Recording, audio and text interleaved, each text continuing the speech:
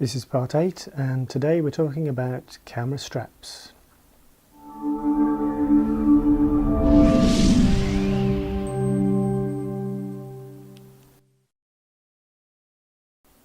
Okay, most people use the strap that comes bundled with the camera. This is designed to put the weight on the back of your neck, which is uncomfortable.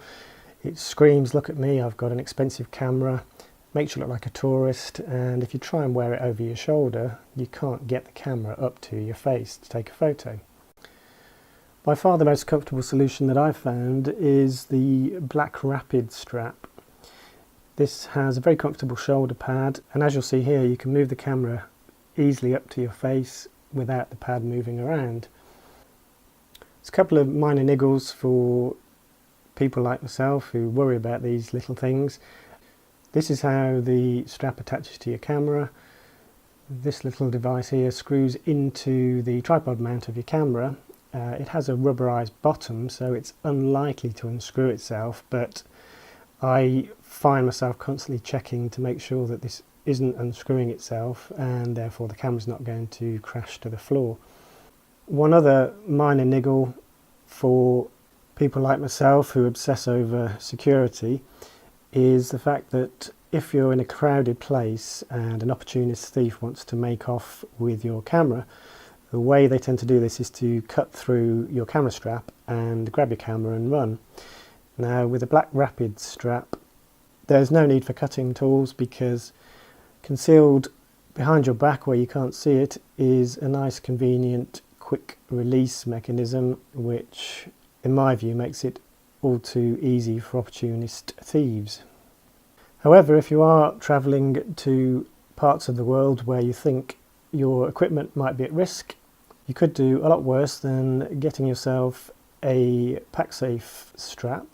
This has a very comfortable pad that's designed to sit behind your neck, and running throughout the length of the strap on the two outer edges are steel cables which prevent the strap from being cut.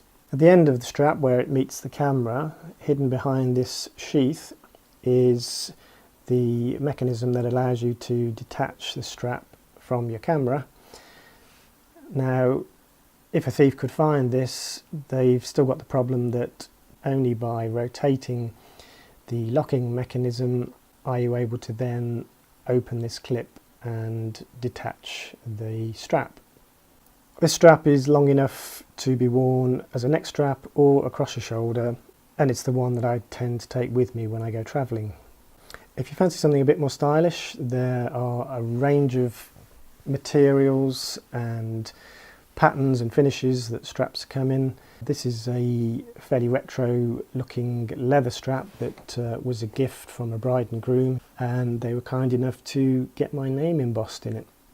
Now, if you tend to carry your camera in a camera bag, you've already got one strap around your neck, and if I'm carrying cameras in camera bags, I tend to use a wrist strap or a hand strap, which I find a lot quicker and more convenient.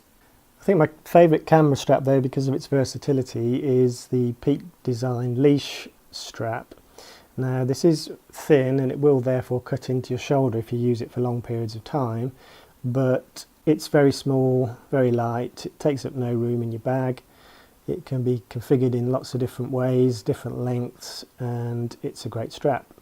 With this system, you can leave permanently attached to your camera these special anchors, which are very sturdy, and these allow you to attach the strap with a single hand. Very quick, very convenient, and once those anchors are in place, they're not going anywhere. Finally, if I'm shooting for a long period with two cameras, any kind of strap system can get heavy on your shoulders, so I find the best solution to this problem is to put the weight of your equipment onto your hips, and the way that I do that is with the Spider holster that I'm demonstrating here.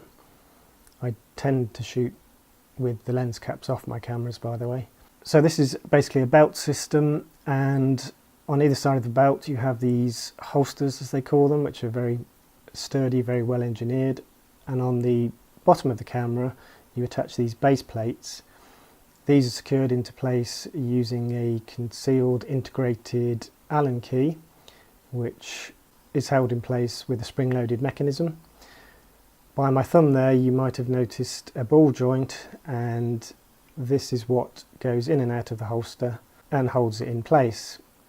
Now if you're thinking of doing some trampolining while you're wearing your Spider holster, you might want to make use of the locking mechanism, which is activated in this way. And once you've finished your backward somersaults, you can unlock it again to free up your cameras. The only weak point I've found with the Spider holster is this front clip, which secures the belt in place. Whilst it does have a fancy locking mechanism that requires 3 fingers to open it, it doesn't always lock securely in place. Now throughout the filming of this I hadn't noticed that my shirt was caught in the mechanism, which was preventing it from locking tightly shut. But as you can see, when you do get it secured in place, you have to use 3 fingers to release it, which makes it very unlikely that it's going to come apart.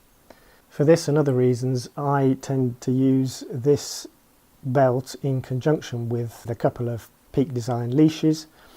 Not only does that give me a safety net if anything was to go wrong with the belt, but also it enables me to very quickly switch between cameras. If I was, let's say, shooting a bride walking up the aisle and I wanted to switch quickly from a long telephoto lens to a wider lens for when she gets closer to me at the front of the aisle. As always, I hope there's something useful in there. Please like, share, subscribe, comment. Thank you very much. Bye.